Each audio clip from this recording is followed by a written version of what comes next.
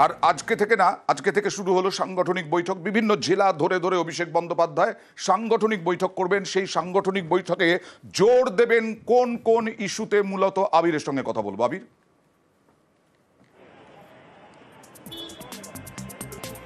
উত্তরের জেলাগুলো দিয়ে বৈঠক শুরু। কিছুক্ষণ আগেই কোচবিহার জেলার সাথে বৈঠক শেষ করেছেন এবং এই মুহূর্তে আলিপুরদুয়ার জেলা নিয়ে বৈঠক চলছে।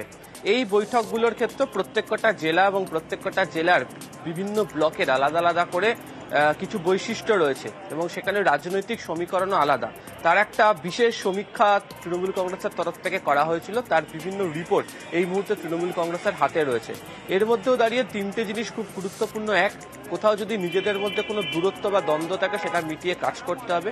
দুই, লোকসভা নির্বাচনে যে আসনগুলোতে জয় হয়েছে তার মধ্যে থাকা বিধানসভাগুলিতে ব্যবধান আরো বৃদ্ধি করতে হবে এবং যে জায়গাগুলিতে কম হয়েছে সেগুলোকে মেকআপ করতে হবে। এবং 3 নম্বর অবশ্যই যেটা গুরুত্ব পেতে চলেছে সেটা হচ্ছে যে এই যে এসআইআর এবং বাংলাভাষী আন্দোলনকে আরো বেশি করে সুযোগ কাজে লাগানো এবং প্রত্যেকেই যাতে এলাকাতে আরো বেশি করে সময় দেন এবং সেক্ষেত্রে দাঁড়িয়ে পাড়ায় সমাধান যে প্রকল্প নেওয়া হয়েছে সেটাকেও যাতে উপযুক্তভাবে ব্যবহার করতে পারা যায় সেই সংক্রান্ত বার্তাও থাকছে এই সাংগঠনিক বৈঠকগুলির ক্ষেত্রে। আর জানা যাচ্ছে এই বাংলা ভাষা এটাকেও এনআরসি কোচবিহারে এখনো পর্যন্ত 5 জনকে চিঠি, এই সমস্ত নিয়ে আন্দোলনের রূপরেখা তৈরি করে দেওয়া হচ্ছে। বাংলার বাসিন্দাদের এনআরসি নোটিশের প্রতিবাদে কাল কোচবিহারে প্রতিবাদ সভা। কাল কোচবিহারের 19 জায়গায় প্রতিবাদ সভা। এরপরে নিশ্চয়ই আবার বিভিন্ন জেলায় আরো জেলায় এই আন্দোলন চলবে। আমরা তো আগামীকাল জেলার 19টা জায়গাতে আমরা অবস্থান বিক্ষোভ কর্মসূচি নিয়েছি। বিরোধী দলনেতা উনি বলেছিলেন 65 জন এমএলএকে নিয়ে উপস্থিত হবে। আমরা বলেছিলাম গুনবার জন্য বসে থাকবো। আমাদের ডিসকাশন ছিল, সেই আলোচনাগুলো শেষ হলো এবং এটা মাননীয় নেত্রীর কাছে যাবে এবং আমাদের নেত্রী মমতা বন্দ্যোপাধ্যায় তিনি সবটা দেখে নিয়ে কনসিডারেশন করবেন সব একসাথে। আপনারা তো দেখেছেন লোকসভায়, বিধানসভাগুলো তো দেখবেন। কুচবিহার যেহেতু আসাম সংলগ্ন, আসাম বিজেপির সরকার, হেমন্ত বিশ্ব শর্মাকে দিয়ে কুচবিহারের মানুষকে আতঙ্কিত করা হচ্ছে, প্যানিক তৈরি করার জন্য এই কাজগুলো করা হচ্ছে, যাতে আমরা লোকাল বিজেপি এমএলএদের কাছে সারেন্ডার হয়ে যাই যে আমাদেরকে বাঁচাও, আসাম সরকার আমাদেরকে রক্ষা করো।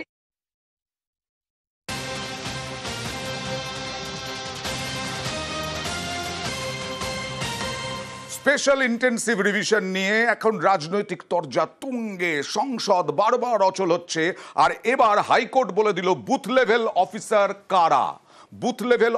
কারা। হাইকোর্ট জানিয়ে দিল কমিশনের গাইডলাইন মেনে বিএলও নিযুক্ত করতে হবে। 2022-এর 4 অক্টোবর কমিশনের যে গাইডলাইন ছিল সেই গাইডলাইন মেনেই কমিশন নিযুক্ত করবে বিএলও, বুথ লেভেল অফিসার। সেই ক্ষেত্রে কি বলা হয়েছে যে জাতীয় নির্বাচন কমিশনের গাইডলাইনে নির্দেশ করে বলা আছে, শিক্ষকদের ক্ষেত্রে বলা আছে পড়ুয়াদের ক্ষতি না করে ভোটের কাজ দেওয়া যেতে পারে। ছুটির দিন নন টিচিং টাইমে ভোটের কাজে বিএলও হিসেবে কাজ করতে পারেন। ম্যাক্সিমাম বিএলও নিযুক্তকরণ অন্যান্য ডিপার্টমেন্ট থেকে করতে হবে। সব থেকে কম বিএলও নিযুক্তকরণ করতে হবে শিক্ষকদের। এটাই 2022 সালের গাইডলাইন। স্থায়ী কর্মী না অস্থায়ী কর্মী হবে বিএলও তাও নির্দিষ্ট করা হয়েছে গাইডলাইনে।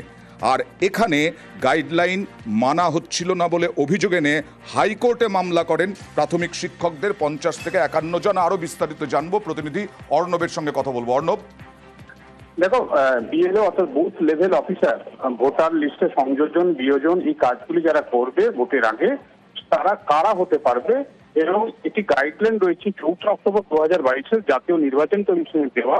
সেই গাইডলাইন মেনে আমাদের রাজ্যে বিএলও নিযুক্তকরণ হচ্ছিল না, এই মর্মে প্রাথমিক শিক্ষক অভিযোগ করে। আজকে বিচারপতি অমৃতা সিনহা পর্যবেক্ষণ করে স্পষ্ট জানিয়ে দিল, কমিশনের যে গাইডলাইন রয়েছে সেই গাইডলাইন অনুযায়ী গভর্নমেন্ট বা সেমি গভর্নমেন্ট 13টা ক্যাটাগরি থেকে যাদের বিএলও নেওয়ার কথা, একেবারে টিচারদের ক্ষেত্রে যে নিয়ম রয়েছে সেগুলি মেনে এই গাইডলাইন নিযুক্তকরণ করতে হবে, বিএলও নিযুক্তকরণ করতে হবে এবং তাদের কাজ বন্টন করতে হবে। এক্ষেত্রে প্রাথমিক শিক্ষকদের ক্ষেত্রেও তাদের ছুটির দিন এবং নন টিচিং টাইমের মধ্যেই তাদের এই কাজ করতে হবে, এটাও পর্যবেক্ষণে স্পষ্ট করলো বিচারপতি। বেশ।